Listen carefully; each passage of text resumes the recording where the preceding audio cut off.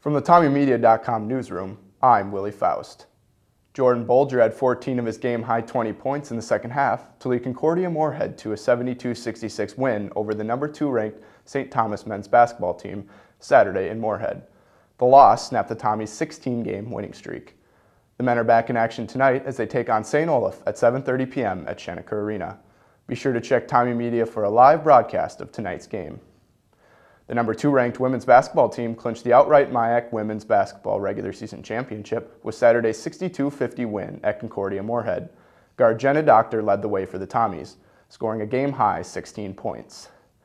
Their season continues Wednesday night at second place Bethel.